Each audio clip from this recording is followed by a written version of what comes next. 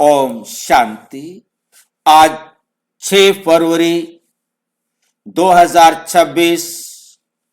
आज की साकार मुरली रंगीन बड़े बड़े अक्षरों में पढ़ें, सुने और गहराई से मंथन करें। हम प्रतिदिन प्रातः 4 बजे, 6 बजे, शाम को 4 बजे, 8 बजे 4 बार मुरली मंथन करते हैं। आप सभी भी इस मुरली मंथन में साथी व सहयोगी बन सकते हैं। इसी वीडियो के डिस्क्रिप्शन बॉक्स में लिंक दिया हुआ है, जिस लिंक से आप चारों समय रोजाना जुड़ सकते हैं अपनी सुविधा के अनुसार। एक ही लिंक रहता है। यदि आपको जुड़ने में कठिनाई हो रही है तो आप इसी वीडियो में जो सामने देख रहे हैं, नीचे चलती हुई लाइन में व्हाट्सएप नंबर दिखाई दे रहा है, उस पर मैसेज करके आप लिंक पुनः मंगा सकते हैं, प्रश्न पूछ सकते हैं, कोई सुझाव है तो वो भी आप दे सकते हैं। अच्छा, ओम शांति। आज की साकार मुरली का सार। मीठा मीठा बाबा कहते, मीठे बच्चे, बाप आए हैं तुम्हें रावण राज्य से लिबरेट कर सदगति देने। बाप आए हैं तुम्हें रावण राज्य से लिबरेट कर सदगति देने के लिए। आज सारे संसार की रावण राज्य में दुर्गति हो गई है, इसलिए दुर्गति से सदगति देने के लिए आए। बाबा ने क्यों कहा कि मैं देने के लिए आया हूं? क्योंकि भक्ति मार्ग में हमारी बुद्धि में बैठा हुआ है कि भगवान आकर देता है। परमात्मा आकर किसी को भी सदगति देते नहीं। सदगति प्राप्त करने की विधि बताते हैं और उस विधि पर कौन कितना चलता है उतनी प्राप्ति करता है। विधि बताने वाले को विधि देने वाला तो नहीं कहेंगे ना। इस बात को हमें बहुत अच्छी तरह से समझना है। जो विधि बताने वाला है वो विधि देने वाला नहीं हो सकता। वो सिर्फ बता रहा है। उस रास्ते पर चलना ना चलना ये हम आत्माओं का पार्ट है। यही बात जैन दर्शन के अंदर हम जो समझ रहे हैं, क्योंकि उनको यही बात समझ में नहीं आई कि परमात्मा कुछ भी करने के लिए नहीं आता, इसलिए उन्होंने परमात्मा को एक दर्शक के रूप में रखा। उन्होंने ये कहा कि हर एक आत्मा अपना पुरुषार्थ करती है और प्राप्त करती। परमात्मा नहीं देता, परमात्मा कुछ नहीं करता। हर एक आत्मा अपने ही प्रयास से जो कुछ भी अर्जित करना है, सुख व दुख, अपने प्रयास से अर्जित करती है और अपने कर्मों का हिसाब बराबर करके घर जाती है। परमात्मा कुछ नहीं करता। इसी बात के लिए सबसे बड़ा क्वेश्चन जो नास्तिक बने हैं वो भी इसलिए कहते हैं कि ये भगवान नहीं है, क्योंकि भगवान हो वो रिश्वत नहीं लेगा। वो कहेगा मेरी पूजा करो, पाठ करो, ऐसा नहीं कहेगा। जैसे परमात्मा अब आकर हमें नहीं कहते, बच्चे तुम मेरी कोई पूजा करो, पाठ करो, मंत्र जाप करो, मेरे लिए कुछ करो। परमात्मा को हमारा कुछ भी नहीं चाहिए। परमात्मा हमें आकर अपने लिए तुम अपने को सुधारो, बस यही आकर के ट्रेनिंग देते हैं। परमात्मा कभी भी किसी को नहीं कह सकता कि मेरे लिए कुछ करो। परमात्मा को कुछ खाना नहीं, उसे क्या जरूरत है? उसको कोई भोजन देने की जरूरत नहीं है। उससे कुछ पहनना नहीं, उसके लिए कुछ भी नहीं चाहिए। और ये जो सोने क्यों सोना कर दान करो भाई, वो कहते तुम उसके लिए क्यों कह रहे हो कि उनको दो? उनको चाहिए क्या? परमात्मा को चाहिए क्या? ये बात बहुत बहुत गुह्य बात समझ में नहीं आई, जिसके कारण बेचारे जो धर्म पिताएं थे उनको जितना समझ में आ सकता था उन्होंने अपनी रीति से सबको गाइड किया। तो इस प्रकार से आज देख रहे हैं हमको सदगति देने, क्योंकि बाबा को इसलिए कहना पड़ता है कि हम भक्तों की बुद्धि में बैठा हुआ है कि परमात्मा सदगति देने आए, सारा कुछ करते हैं, परंतु परमात्मा कहते मैं सिवाय ज्ञान देने के और कुछ नहीं करता। और सब अपने हम बुद्धि के अंदर ये साफ रखे कि हमें ही करना है, तो हम परमात्मा के आश्रय पर पुरुषार्थहीन होकर नहीं बैठेंगे। दुनिया वाले पुरुषार्थहीन होकर बैठ जाते हैं, हमने ये कर दिया, हमने शास्त्र पढ़ दिया, हमने पूजा कर दी, हमने आरती कर दी, हमने जप कर दिया, हमने यज्ञ कर दिया, अब भगवान अपने आप करेगा काम। नरकवासियों को स्वर्गवासी बनाने बाबा क्या करने आए हैं? नरकवासियों को स्वर्गवासी बनने की विधि सिखाने आए। सारे संसार की आत्माओं को, नरकवासियों को स्वर्गवासी बनने की विधि सिखाने के लिए आए हैं।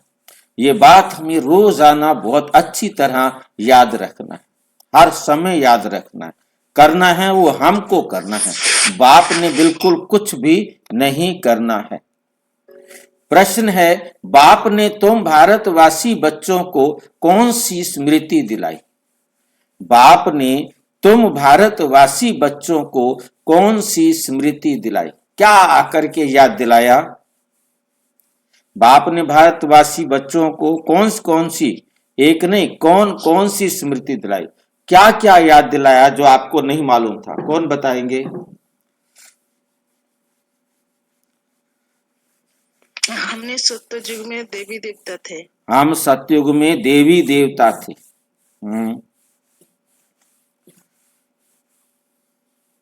और कुछ बताया बाबा ने, याद दिलाया जो हमें नहीं मालूम था? भाई जी बाबा ने किया है तो तुम आत्मा हो, तुम आत्मा हो। हम अपने को आत्मा ही नहीं जानते थे, तुम आत्मा ही सतयुग में देवी देवता थे। अच्छा, और क्या याद दिलाया?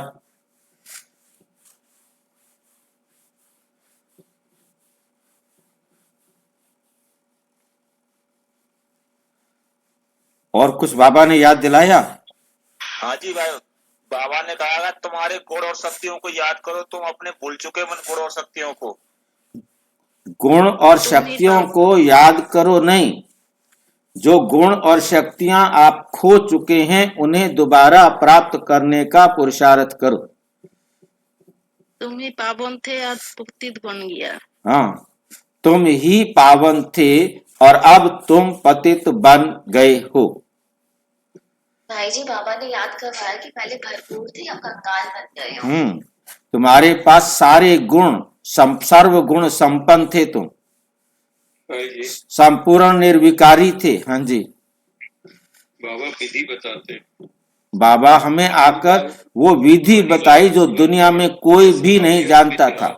वो न्यारी और प्यारी पढ़ाई जिसके द्वारा हम सतयुग के देवता बन सकते। उस विधि में क्या? हाँ जी, तुम्हारे गुण और शक्ति तुमको ही धारण करना है। हाँ, ये जो तुमने गुण और शक्तियां खर्च कर दी हैं, इन गुण और शक्तियों को आपको दोबारा खुद धारण करना है। उस धारण करने की विधि को समझाया कि ये विधि है, इन गुणों को आपने प्रयास करना है। पुनः बार बार जो गुण की कमी दिखाई देती है उस गुण को आप फिर दोबारा से अपने अंदर धारण करो, क्योंकि तुमने देवता बनना है, दिव्य गुणों से संपन्न बनना है। मॉरल वैल्यू जो है तुम्हारा बहुत ऊंचा था, अब तुम फिर से उन मॉरल वैल्यूज को अपने जीवन में धारण करो। क्योंकि हम सब कुछ भूल गए थे। हमें तो कहा गया बस आपने पूजा करनी है, आरती करनी है, पाठ करनी है, माला जाप करना है, यज्ञ करना है, बस दान पुण्य करना है, तुम्हारे काम हो जाएंगे। पंडित जी खुश और भगवान भी खुश। हम पंडित जी को खुश करते रहे, पादरी को खुश करते रहे, मौलवी को खुश करते रहे और हम अपना बेड़ा गर्क करते रहे। ड्रामानुसार वो भी हमारा पाठ था, वो हमने बजाया। अब बाबा देखो क्या बताते हैं, हे भारतवासी बच्चे, तुम स्वर्गवासी थे। आज से 5000 साल पहले भारत स्वर्ग था, हीरे सोने के तुम्हारे महल थे, तुम सारे विश्व के मालिक थे, धरती आसमान सब तुम्हारे थे। हमारे कैसे थे ये भाई? धरती आसमान सब तुम्हारे थे, मीन्स तुम्हारे अनुसार चलते थे, तुम्हारा कहना मानते थे। धरती आसमान पर तुम्हारा राज्य था, धरती पर भी आसमान पर भी। ऐसी बात पहले पता थी कोई हमें कि हम धरती और आसमान के मालिक थे? हम हमारे संकल्प से ये चलते थे। प्रकृति बारिश तभी करती थी जब हमें जरूरत है। प्रकृति, सारी संसार जो है प्रकृति है। बाढ़ तभी आएगी जब हम चाहेंगे। हम नहीं चाहते बाढ़ तो बाढ़ नहीं आती थी। वहां सतयुग में कभी भी नदियां ऊपर ऊपर नहीं बहती थी, संयम से चलती थी। तूफान नहीं आते थे। आज तो देखो हर तरफ कोई ना कोई तूफान हर समय आया पड़ा है, कभी किस देश में, कभी किस देश में, कभी किस देश में। अब बर्फ के तूफान चल रहे हैं तो कहीं आग भी लगी हुई है। एक ही टाइम में, इस टाइम देखो कहीं भारत धरती के ऊपर कहीं पर तो इतनी बर्फ के तूफान चल रहे हैं और 4-4 मंजिल तक मकान डूबे पड़े हैं, और कहां एक तरफ जो है इतनी आग लगी हुई है कि गांव के गांव खाली करने पड़ रहे हैं, भागना पड़ रहा है वहां से। उस आग को काबू नहीं पा रहे हैं। हर चीज अपनी अति, कहना प्रकृति मानते थे ना, तो कहना प्रकृति हमारा मानती थी क्योंकि हम पावरफुल थे। आज हम कमजोर हो गए हैं तो प्रकृति को हमने दूषित कर दिया है। प्रकृति दूषित कर दिया है तो उसका बैलेंस बिगड़ गया है, तो वो हमारे लिए दुख देने का कारण बनी हुई है। हमने प्रकृति को अनबैलेंस किया है ना। भारत शिव बाबा का स्थापन किया हुआ शिवालय था, जो परमात्मा ने कल्प पहले आकर के हमें पढ़ाया था और इस संसार को शिव आलय बना दिया था। वहां पवित्रता थी। अब फिर से ऐसा भारत बनने वाला है, फिर से ऐसा भारत बनने वाला है। गीत, नयनहीन को राह दिखाओ प्रभु, ओम शांति। मीठे मीठे रूहानी बच्चों, आत्माओं ने ये गीत सुना। किसने कहा? आत्माओं के रूहानी बाप ने। तो रूहानी बाप को रूहानी बच्चों ने कहा कि हे बाबा, उनको ईश्वर भी कहा जाता है, पिता भी कहा जाता है। कौन सा पिता? परम पिता। कौन सा पिता? परम पिता। क्योंकि बाप दो हैं, एक लौकिक, दूसरा पारलौकिक। एक लौकिक बाप है और दूसरा पारलौकिक बाप है। लौकिक बाप के बच्चे पारलौकिक बाप को पुकारते हैं, हे बाबा। अच्छा, बाबा का नाम शिव, वो तो निराकार पूजा जाता है। उनको कहा जाता है सुप्रीम फादर। परमात्मा जो है, जो हम आत्माओं का पिता परमात्मा है, ये हम मानते थे, परंतु जानते नहीं थे कौन हमारा पिता परमात्मा है। हम तो देहधारियों को पिता कहते फिरते थे, पत्थर की मूर्तियों को पिता कहते फिरते थे, पेड़ पौधों को पिता कहते फिरते थे, कागज के चित्रों को पिता कहते फिरते थे, पता नहीं क्या क्या करते रहते थे। लौकिक बाप को सुप्रीम नहीं कहा जाता। जो हमारे शरीर का पिता है उसे हम सुप्रीम फादर नहीं कह सकते। हम पता नहीं किस किस को सुप्रीम फादर, हम अपने शरीर को, बाप को सुप्रीम पिता नहीं कह सकते जो चैतन्य है, और हम जड़ चीजों को परम पिता कहते फिरते थे। मैं देखता हूं कितने अनपढ़ की तो मैं बात ही नहीं करता कि चलो अनपढ़ है बेचारी, गांव में रहने वाली हैं, उनको जैसे बहका दिया वैसे कर रहे हैं, चाहे वो जेंट्स हो तो चाहे लेडीज हो। पढ़े लिखे डॉक्टर्स, इंजीनियर्स, वो भी इनको भगवान माने बैठे। बाकियों की बात छोड़ दो, सुप्रीम कहीं नहीं कहा जाता। लौकिक बाप को सुप्रीम फादर नहीं कहा जाता, परंतु इन पत्थर की मूर्तियों को, कागज के चित्रों को भगवान कहा जाता है। उसी को भोग लगा देते हैं।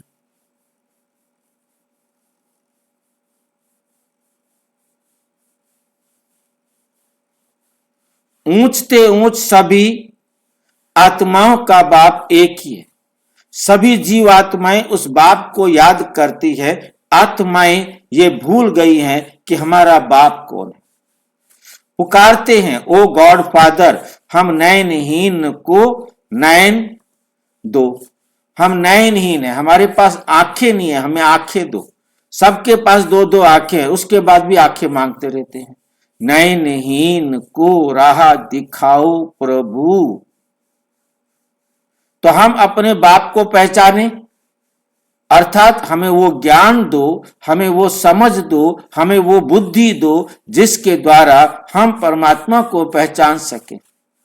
हमें ठोकरे खाते फिरते हैं, कभी किस मंदिर, कभी किस मंदिर, कभी किस मंदिर, धक्के खाते फिरते हैं। हमें सच बताओ, आओ कहां हो छुपे भगवान, दर्शन दो भगवान।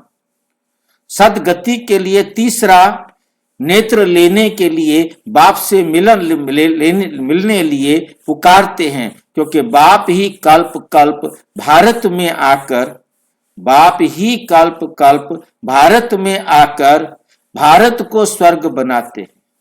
अभी कलयुग है, कलयुग के बाद सतयुग आना है। यह है पुरुषोत्तम संगम युग। यह क्या है?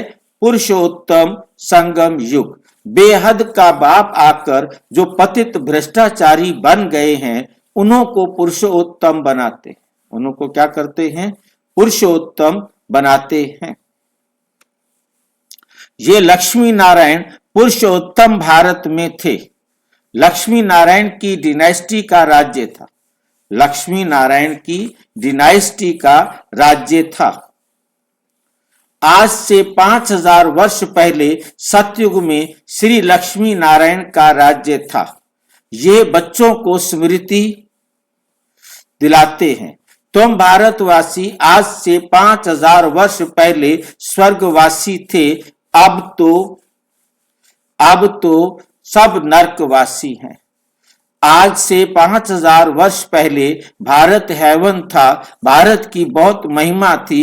हीरे जवाहरात के सोने के महल थे। अभी तो कुछ भी नहीं है। उस समय और कोई धर्म नहीं था, सिर्फ सूर्यवंशी ही थे।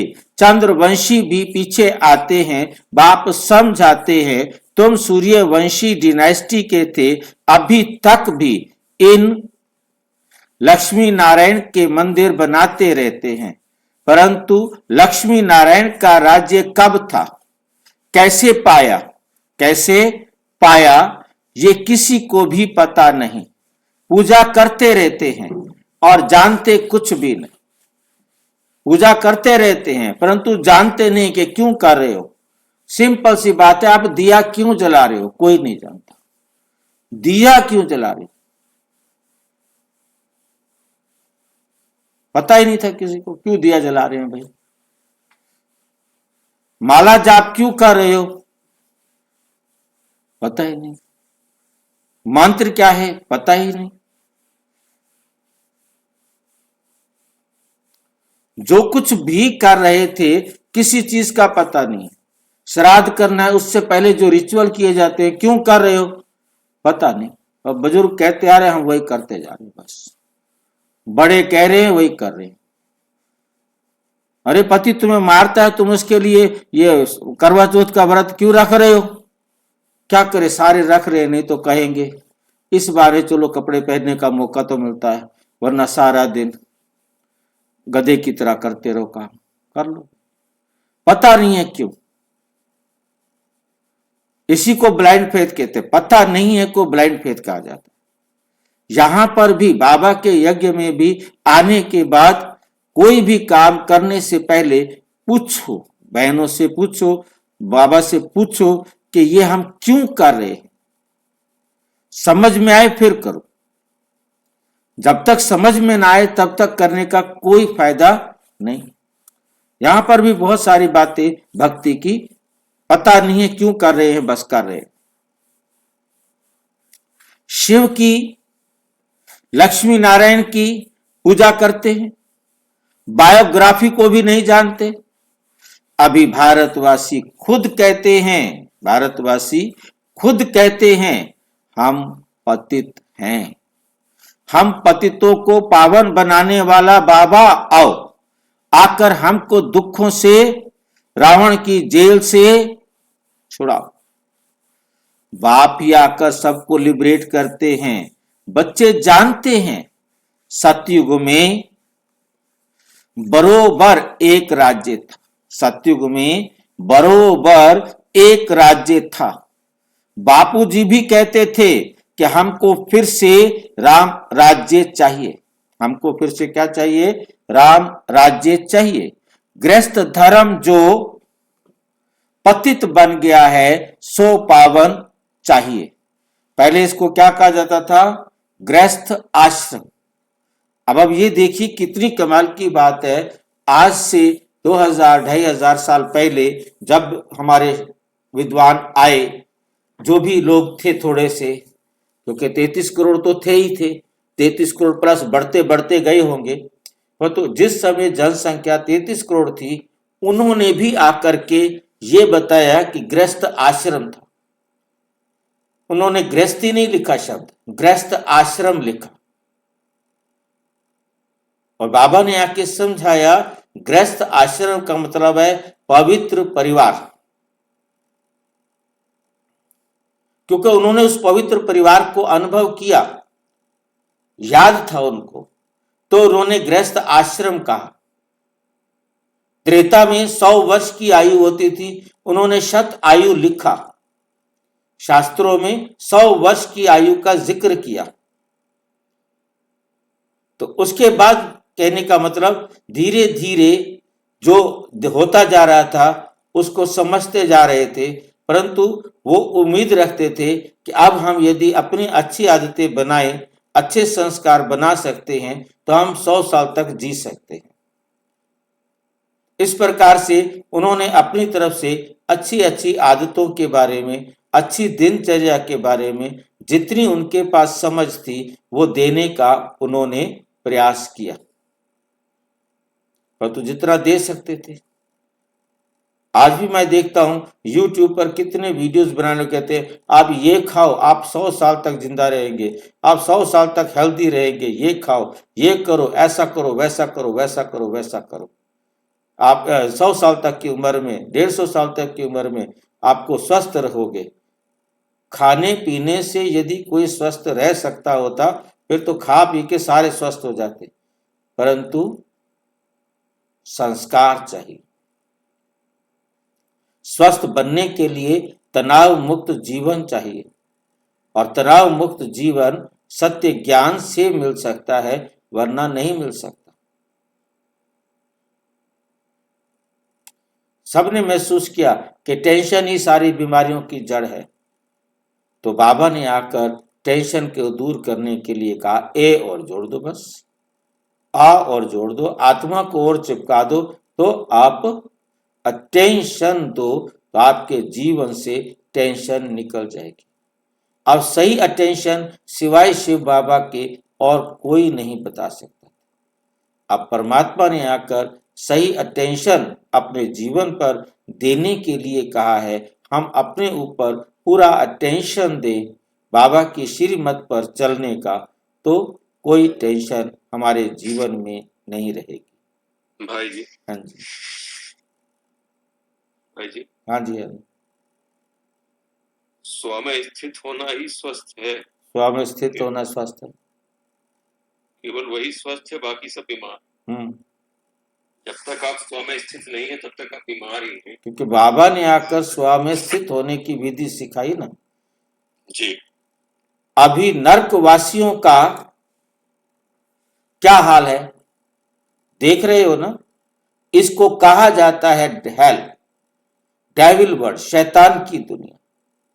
यही भारत डीटी वर्ल्ड था, यही भारत डीटी वर्ल्ड था। बाप बैठ समझाते हैं तुमने 84 जन्म लिए हैं, ना कि 84 लाख। बाप समझाते हैं, तुम असुर देवी देवता थे, शांति धाम के रहने वाले थे, तुम यहाँ पाठ बजाने आए हो, 84 जन्मों का पाठ बजाया है, पुनर्जन्म तो जरूर लेने पड़े ना। पुनर्जन्म 84 होते हैं, ज्यादा से ज्यादा पुनर्जन्म 84 होते हैं। अब बेहद का बाप आए हैं तुम बच्चों को बेहद का वर्षा देने के लिए। बेहद का बाप संपूर्ण आत्माओं का बाप, पूरे यूनिवर्स की आत्माओं का बाप आया है तुम बच्चों को बेहद का वर्षा देने के लिए, संपूर्ण वर्षा देने के लिए।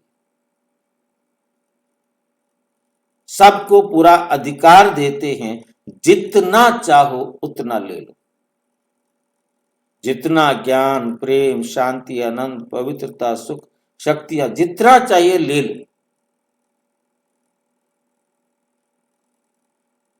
किसी को मना नहीं करते, किसी के लिए लिमिट नहीं रखी, नहीं तुम तो लेट आए हो तुम्हें इतना ही मिलेगा, नहीं तुम लेट आए हो कोई बात नहीं, मेहनत करो ले लो जितना ले सकते, लास्ट 100 500 फर्स्ट जा सकते। बाप तुम बच्चों आत्माओं से बात कर रहे हैं और सत्संगों में मनुष्यों को भक्ति मार्ग की बातें सुनाते रहे। या तो परमात्मा स्वयं हम आत्माओं से बात कर रहे हैं, और दुनिया के और किसी सत्संग में परमात्मा आकर आत्माओं से बात करते हुए नहीं। वहां कोई ना कोई बाबा बैठा है, गुरु बैठा है, कोई भी आत्मा बैठी है जो बैठ करके समझा रहे, जो उनकी समझ में है। जितना अच्छा वो जान सकते हैं, जितना अच्छा बनने और बनाने की विधि समझ सकते हैं, वो उतना समझा रहे, परंतु वो अपूर्ण है, अधूरे हैं, नयनहीन है, उनके पास सत्य ज्ञान नहीं है, वो झूठ संग है, वो सत्संग नहीं। मनुष्यों को भक्ति मार्ग की बातें सुनाते। आधा कल्प भारत जब स्वर्ग था तो एक भी पतित नहीं था, और इस समय एक भी पावन नहीं। तब एक भी पतित नहीं था, अब एक भी पावन नहीं है, ये है ही पतित दुनिया। गीता में श्री कृष्ण भगवानोवाच लिख दिया है। गीता में क्या किया है? श्री कृष्ण भगवानोवाच लिख दिया है। उसने तो गीता सुनाई नहीं, कृष्ण ने तो गीता सुनाई ही नहीं है। ये लोग अपने धर्म शास्त्र को भी नहीं मानते, अपने धर्म को ही भूल गए हैं। हिंदू कोई धर्म नहीं है, हिंदू कोई धर्म नहीं है। धर्म मुख्य है 4। पहले है आदि सनातन देवी देवता धर्म।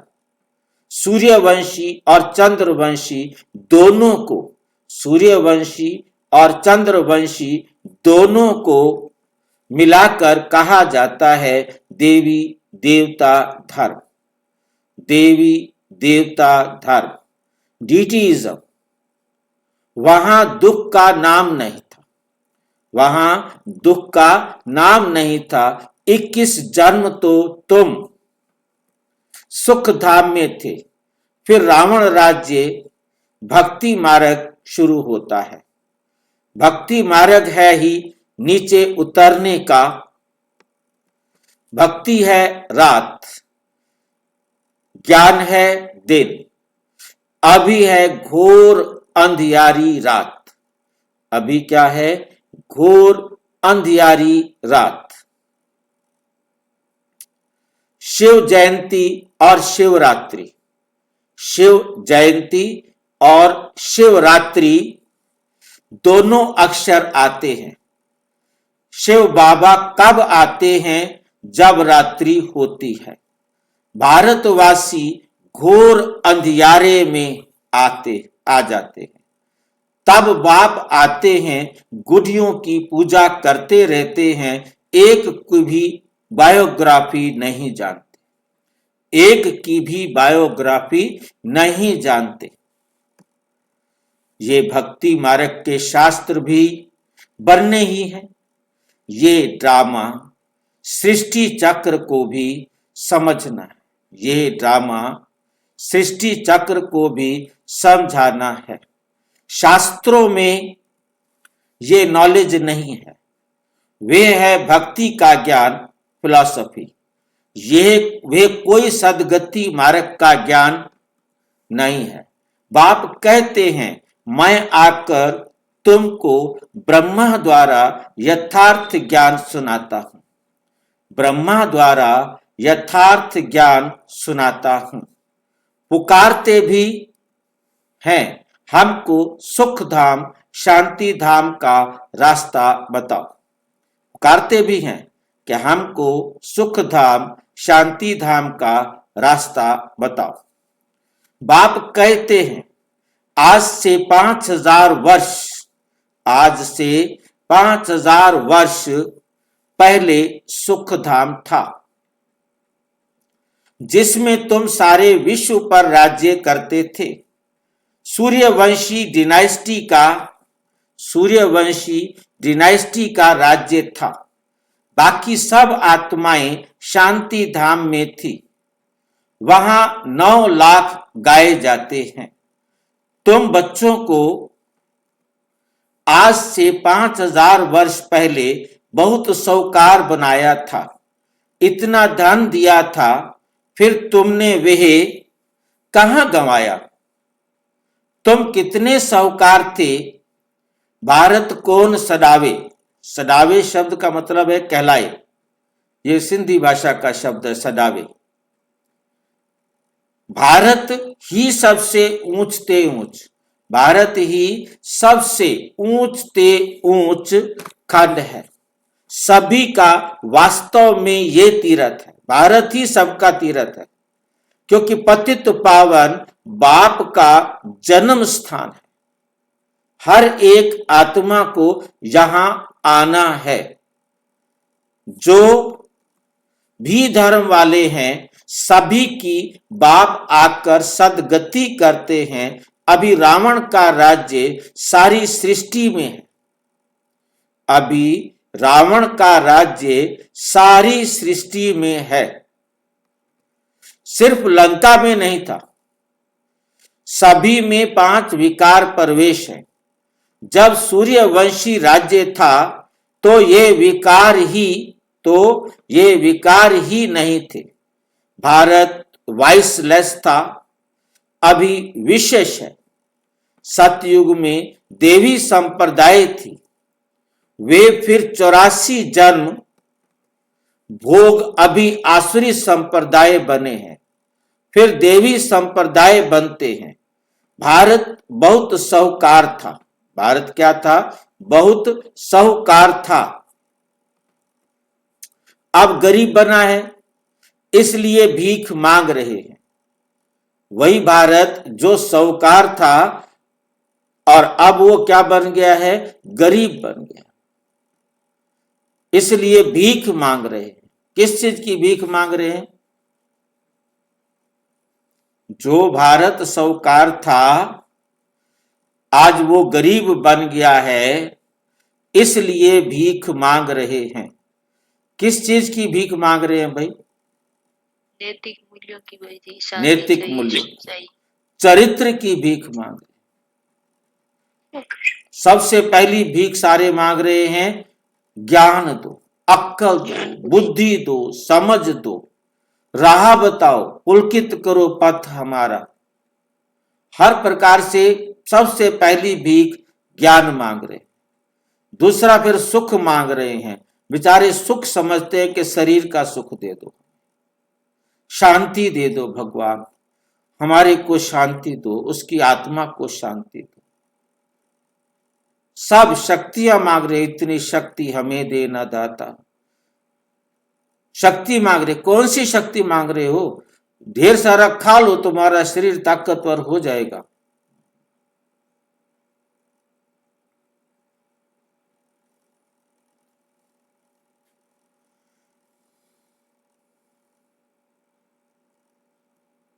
बाप कहते तुम कितने साहूकार थे, तुम्हारे जैसा सुख किसी को भी मिल नहीं सकता, तुम सारे विश्व के मालिक थे, धरती आसमान सब तुम्हारे थे। बाप स्मृति दिलाते हैं भारत शिव बाबा का स्थापन किया हुआ शिवालय था, वहां पवित्रता थी।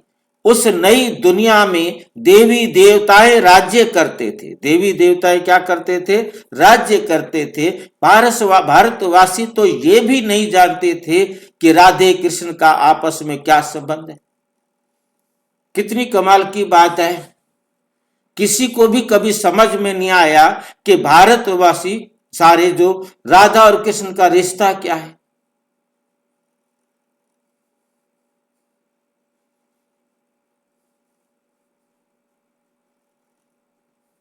मतलब उन्होंने जैसे आज की पतित दुनिया है, ऐसा ही राधा कृष्ण के जीवन के बारे में भी लिख दिया उन्होंने।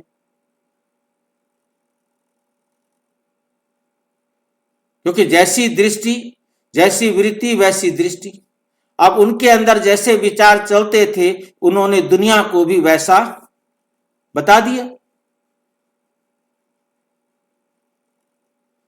क्योंकि जैसे उनकी दृष्टि वृत्ति है, वैसे उन्होंने राधा कृष्ण के चित्र बना दिए। देहिक चित्र है सारे के सारे। और फिर उनको कहने का मौका मिला कि जब कृष्ण ऐसे कर सकता है तो हम भी तो कर सकते हैं ना, क्योंकि हमारा इष्ट देव तो वही है, हमारा मार्गदर्शक तो वही है। जो वो करता है वो हम भी करेंगे। करो भाई। राधे कृष्ण का आपस में क्या संबंध है? दोनों अलग अलग राजधानी के थे, फिर स्वयंवर के बाद लक्ष्मी नारायण बने। ये बात भी हमें अब समझ में आ रही है। पहले तो हमें भी नहीं पता था कि स्वयंवर का अर्थ क्या है। अब समझ में आ रहा है कि पहला पहला स्वयंवर कैसे होता है। उसमें किसी दूसरे का हाथ ही नहीं होता, वरना तो आज तक हम समझते हैं कि माता पिता बच्चों के लिए स्वयंवर रचते थे।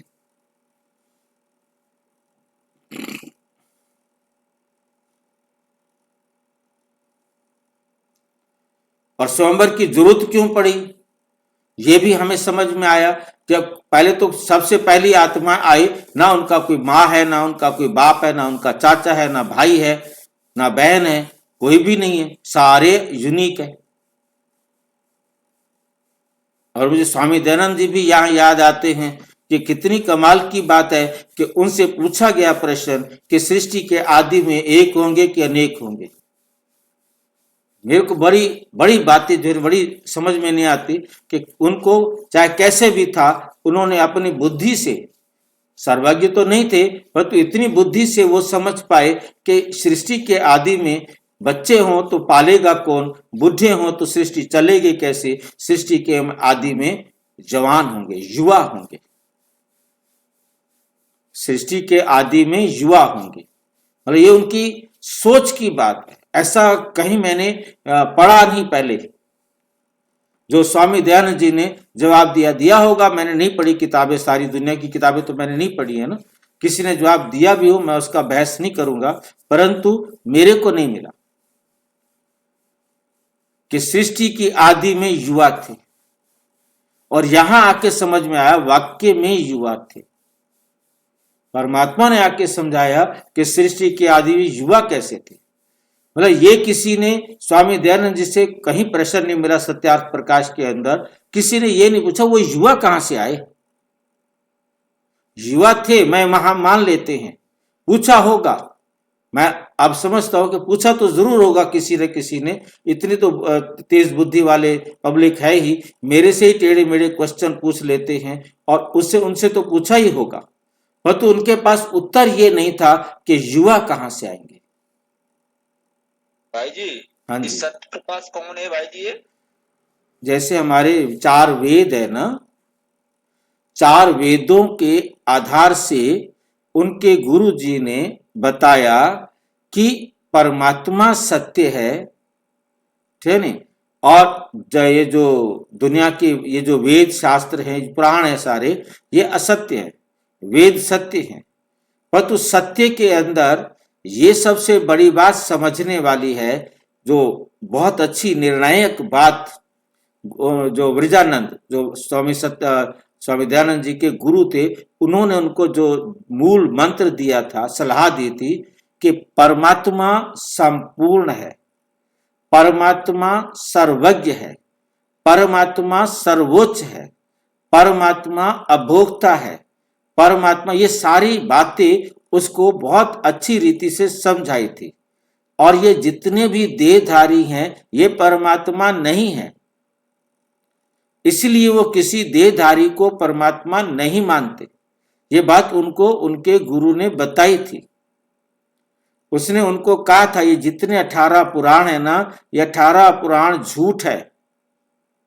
स्वामी दयानंद जी ने उन 4 वेदों के आधार पर जो उनको परमात्मा के लिए श्लोक संपूर्णता, सर्वज्ञता, सर्वोच्चता के लिए लगे, उन श्लोकों को, उन बातों को चुना और उसको एक अलग किताब का नाम दिया, जिसका नाम उन्होंने रखा सत्यार्थ। सत्यार्थ शब्द है सत्य अर्थ, उसने किताब का नाम रखा सच्चा अर्थ। वो अपना बोलते हैं सत्यार्थ प्रकाश, सत्यार्थ का प्रकाश। ये पढ़ो, 4 वेद आप नहीं पढ़ सकते हो, आप इनको पढ़ लो। मतलब स्वामी दयानंद जी ने उन श्लोकों को इकट्ठा किया और एक नई किताब बनाई, फालतू श्लोक छोड़ दिए जो उनको अच्छा लगा, ये व्यर्थ की बातें हैं, फालतू की बातें हैं, उनको छोड़ दिया और उन्होंने एक किताब लिखी जिसका नाम है सत्यार्थ प्रकाश। ठीक है। और उन्होंने बहुत, मतलब मेरे को उनकी बहुत सारी बातें, देखो सारी बातें तो उसने ही 11वें समोल्लास के अंदर ये भी लिखा कि 5000 वर्ष पहले, 2 बार लिखा हुआ है उसके अंदर, बड़ा क्लियर लिखा हुआ है, 5000 साल पहले इस पृथ्वी पर केवल वेदों का ही राज्य था, देवताओं का ही राज्य था। उन्होंने देवता शब्द नहीं लिखा, उन्होंने लिखा है आर्य। आर्य माना देवता होता है, उनका शब्द है आर्य। आर्यों का ही राज्य था। वेद विरुद्ध, लाइन शब्द को ध्यान से देखना है, वेद विरुद्ध कोई बात नहीं थी। जब वेद विरुद्ध बातें होती हैं तब महाभारत होता है। शब्द देखिए कितने नपे तुले शब्द है। वेद विरुद्ध बातें जब होती हैं तब महाभारत होता है। मतलब वेद विरुद्ध मतलब, वेद का मतलब है जो हमारे 4 वेद लिखे गए, उनको क्योंकि कहा गया वेद सत्य है, ये ईश्वर का ज्ञान है, पुराण मनुष्यों का ज्ञान है। जो उनके गुरु ने बताया उनको कि वेद ईश्वर का ज्ञान है और ये जो पुराण है ये मनुष्यों का ज्ञान है। तो वे पुराण, जो वेद परमात्मा के जो नियम है, उन्होंने कहा कि वेद परमात्मा के बनाए हुए हैं, क्योंकि वो इस बात को मानते हैं कि वेद परमात्मा ने बनाए हैं। तो वेदों में जो दिया गया है वो सत्य है, उसके अनुसार सारी दुनिया चलती थी, तब सब सुखी थे। जब वेद विरुद्ध हुए, वेदों के अनुसार उन्होंने चलना बंद कर दिया, तो उनके जीवन में महाभारत हुई। महाभारत शब्द लिखा उन्होंने। जब वेद विरुद्ध होते हैं तब महाभारत होता है। अब पुनः वेद के रास्ते पर चलो तो तुम्हारे को इन दुखों से, महाभारत से छुटकारा मिलेगा। अब उनकी समझ में जो भी है, जितना भी है उन्होंने दिया। तो इस प्रकार से, मतलब जो मैं जिस बात पर मैं गया था कि युवा कहाँ से आए, कितनी कमाल की बात है। ये बात अभी भी हम ब्रह्मा कुमार भाई बहने भी बहुत कम जानते हैं कि आदि में युवा कहाँ से आए, कैसे आए। इसीलिए इसी बात को लेकर के दुनिया में जो भक्ति का बना कि कृष्ण पीपल के पत्ते पर अंगूठा चूसता हुआ आया। अब ये इतना लिख दिया उन्होंने, वो कहाँ से आया, फिर कहाँ गया, क्या हुआ उसका, कैसे संसार चला, फिर बीच में छोड़ दिया। क्योंकि मनुष्य जितना समझ सकते थे, जितना लिख सकते थे, अब जितना हमने पढ़ा कि सृष्टि की आदि कैसे हुई, बोले जी आवाज हुई, बिग बैंग हुआ, केमिकल्स मिले, टूटे, बादल इकट्ठे हो गए, ग्रह बन गया, पृथ्वी बन गई। ये मतलब उन्होंने हर एक ने अपनी अपनी तरफ से अकलें लगाई हैं। ये सारे कहते हैं कि धरती आग का गोला थी। हम भी जब बच्चे थे पढ़ते थे तो यही था कि संसार एक आग का गोला था, फिर वो धीरे धीरे ठंडा हुआ। अब परमात्मा कहते बच्चे ये आग का गोला आप बनाओगे इसको। अब आग का गोला बनने वाला है, आग का गोला फिर से बनेगा, सारी धरती एकदम फिर से प्योर हो जाएगी, फिर नई दुनिया शांत होने पर एकदम हो जाएगी। भाई जी अंगूठा चूसने वाला कौन सा पुराण में लिखा होगा? पुराण का नाम तो मुझे याद नहीं है, परंतु यह है कि अखंड तीज के ऊपर आता है। पुराण तो मिल जाएगा कि कौन से पुराण में, किस पुराण में? हाँ, नाम नहीं याद मुझे पुराण का स्टेप। मतलब कहने का है कि किसी मतलब उन्होंने सिर्फ इतना लिख करके छोड़ दिया। हाँ ये तो प्रचलन में है ना कि अंगूठा चूसते पीपल। हाँ आया, अभी तक सुन रखा है पर कहाँ लिखा है ये नहीं पता। हाँ कोई बात, ढूंढ लेंगे उसको, मिल जाएगा। तो फिर स्वयंवर के बाद लक्ष्मी नारायण बने। राधा कृष्ण फिर लक्ष्मी नारायण कैसे बनते हैं, कब बनते हैं? परमात्मा ने अब आकर के हमें समझाया है, अब हमें समझ में आ रहा है। ये ज्ञान कोई मनुष्य में नहीं है, ये ज्ञान किसी भी मनुष्य में नहीं है। परमपिता परमात्मा ही ज्ञान का सागर है, वही तुम्हें ये रूहानी ज्ञान देते हैं। ये स्पिरिचुअल नॉलेज सिर्फ एक बाप ही दे सकते हैं। अब बाप कहते हैं आत्म अभिमानी बनो, मुझे अपने परम पिता परमात्मा शिव को याद करो, याद से ही सतो प्रधान बनेंगे। अब गीता में लिखा गया मन मना भाव मामेकम याद करो, देह और देह के सब संबंधों को छोड़ मुझे एक बाप को याद करो। ये गीता के शब्द है। तुम यहां आते ही हो मनुष्य से देवता या पतित से पावन बनने। अभी ये है रावण राज्य। भक्ति मार्ग में रावण राज्य शुरू होता है। रावण ने कोई एक सीता को कैद नहीं किया था, नहीं चुराया था। तुम सब भक्ति करने वाले रावण के चंबे में हो। तुम सारी सीताएं हो जो भक्ति कर रहे हैं, जिन्होंने भक्ति की है वो सब सीताएं हैं। अब बाप आकर उनको इस रावण की जेल से, दुख की दुनिया से मुक्ति दिलाने की विधि बता रहे हैं। सारी सृष्टि 5 विकारों रूपी रावण की कैद में है। सभी शोक वाटिका में दुखी हैं। बाप आकर सबको लिबरेट करते हैं। बाप आकर सबको लिबरेट करते हैं। अब बाप फिर से स्वर्ग बना रहे। ऐसे नहीं कि अभी जिनको धन बहुत है वो स्वर्ग में है, नहीं, अभी है ही नर्क। चाहे किसी के पास कितना धन है, चाहे किसी के पास धन नहीं है, सब आज दुखी है। जिनके पास जितना धन है उनको उतनी नींद नहीं आती, उतना ज्यादा दुखी है, उतना ज्यादा टेंशन में है, उतना ज्यादा परेशान है।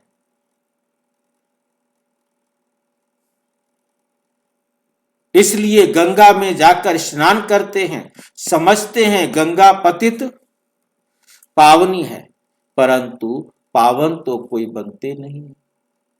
पावन तो कोई बनते नहीं है।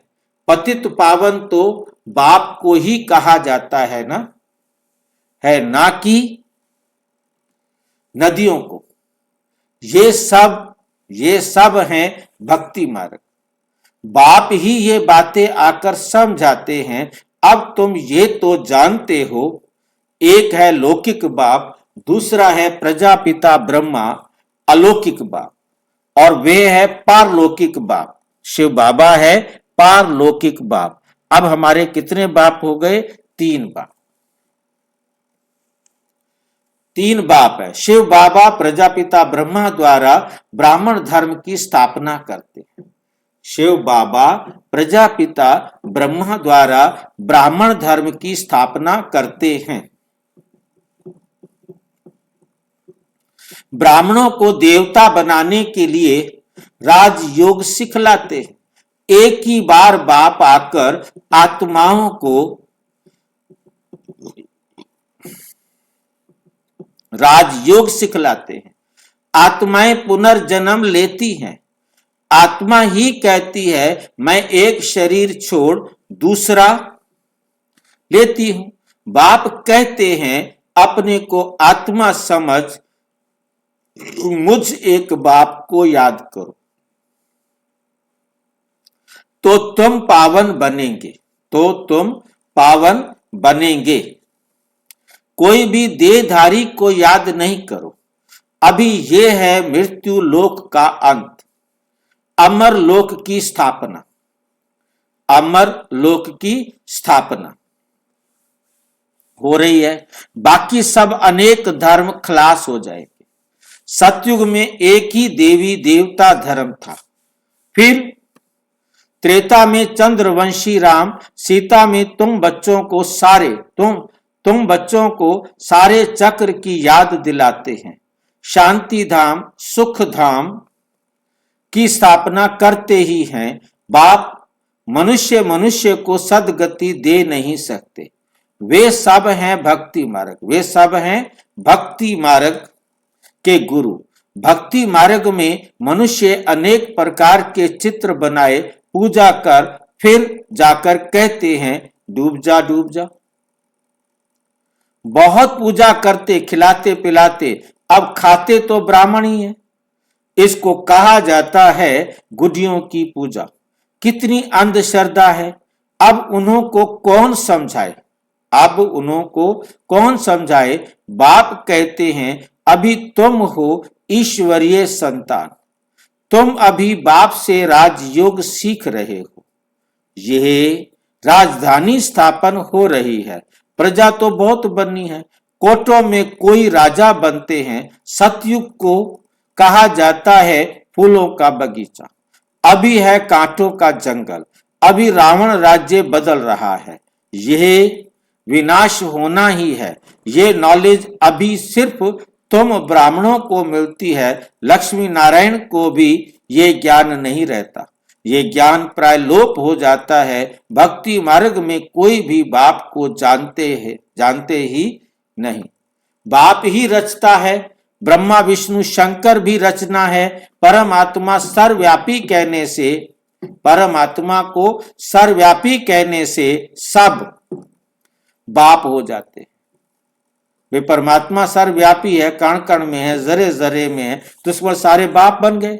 वर्षे का हक नहीं रहता है। बाप तो आकर सभी बच्चों को वर्षा देते हैं। सर्व का सदगति दाता एक ही बाप है। यह भी समझाया है 84 जन्म वे लेते हैं जो पहले पहले सतयुग में आते हैं। क्रिश्चियन लोग के जन्म कितने होंगे? करके 40 जन्म होंगे। यह हिसाब निकाला जाता है। एक भगवान को ढूंढने के लिए कितने धक्के खाते हैं। अभी तुम धक्के नहीं खाएंगे। तुमको सिर्फ एक बाप को याद करना है।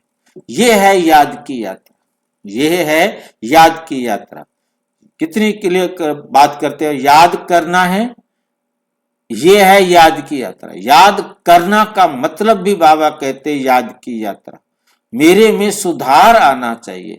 हर पल हर सेकंड नोट करो, मेरे में सुधार आ रहा है तब तो मैं याद कर रहा हूं। यदि मेरे में सुधार नहीं आ रहा है तो मैंने बाबा को छोड़कर किसी और को याद करना शुरू कर दिया है। यह है पतित पावन गॉड फादर। ये कौन है? पतित पावन गॉड फादर,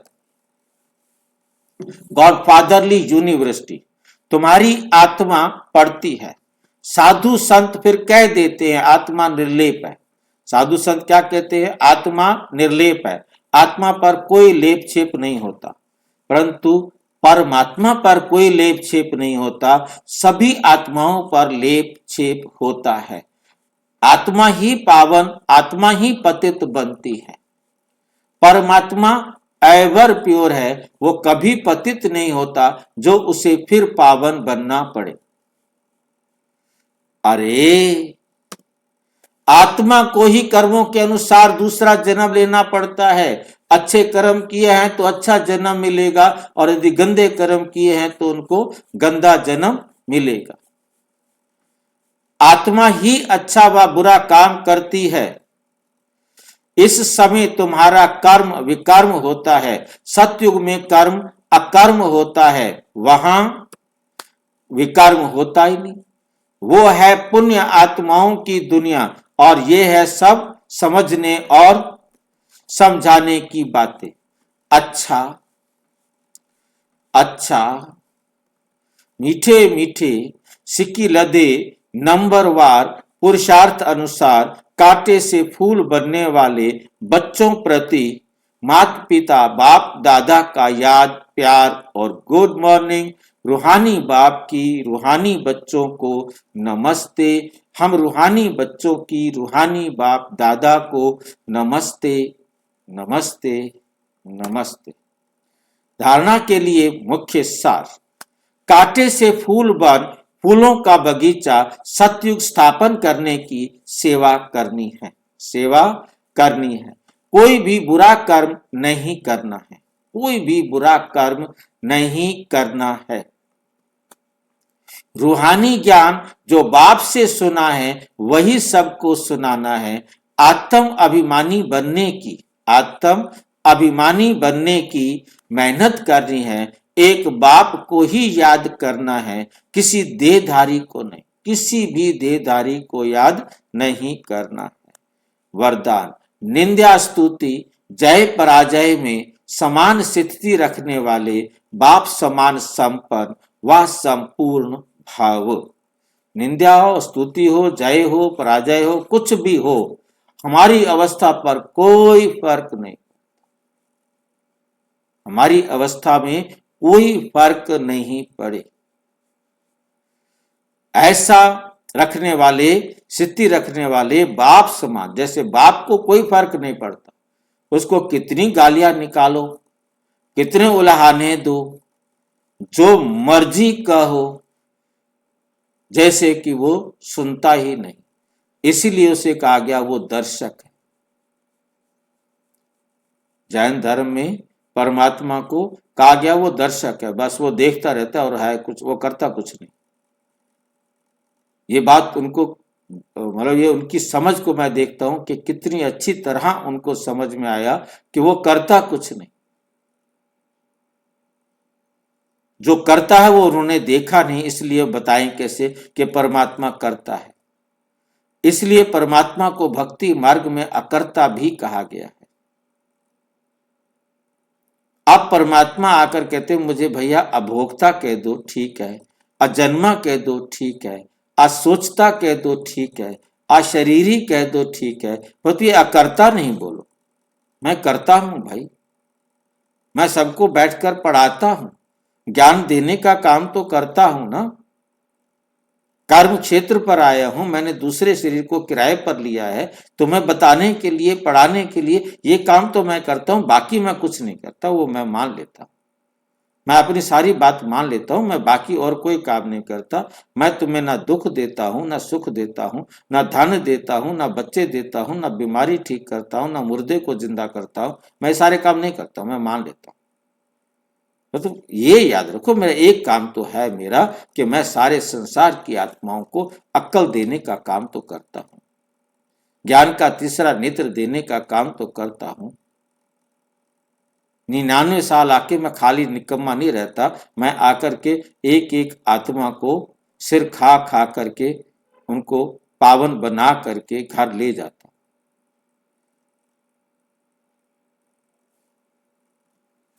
जब आत्मा की संपूर्ण व संपन्न स्थिति बन जाती है तो निंदा स्तुति, जब संपूर्ण और संपन्न स्थिति बन जाती है फिर कोई हमारी निंदा करे, कोई हमारी स्तुति करे, कोई हमें जय करे, कोई हमें पराजय करे, कोई सुख दे, कोई दुख दे, सब में हमारे अंदर समानता आ रहती है। दुख में भी सूरत व मस्तक पर दुख की लहर की बजाय सुख व हर्ष की लहर दिखाई।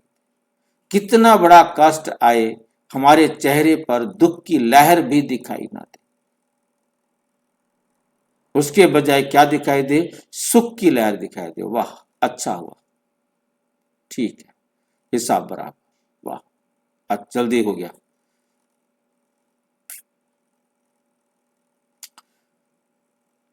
निंदा सुनते भी अनुभव हो कि ये निंदा नहीं, संपूर्ण स्थिति को परिपक्व करने के लिए ये महिमा योग्य शब्द है। ऐसी समानता रहे तब कहेंगे बाप समान। जरा भी वृत्ति में ये ना आए कि ये दुश्मन है, वृत्ति अंदर में कहीं ना आए। गाली देने वाला है और ये महिमा करने वाला, जो गाली देने वाला है वो मेरी महिमा ही कर रहा है, मेरे को गाली नहीं दे रहा, मेरी महिमा कर रहा है। ऐसा बुद्धू बनाने वाला कोई बाप होगा? देखा है दुनिया में कोई ऐसा बाप जो आकर के बुद्धू बनावे? गाली दे रहा है कोई बात नहीं, कोई बात नहीं, हमारी महिमा है। गाली देना भी हमारी महिमा है। हमारी निंदा कर रहा है कोई बात नहीं, हमारी स्तुति हो रही है। भाई जी बाबा सच बताते हैं, जो दिया हुआ ही मिलता है। वो तो दिया हुआ तो मिलता है, परंतु हमने दिया था तो वो हमें भी निंदा कर रहा है। महिमा ही तो कर रहा है भाई जी।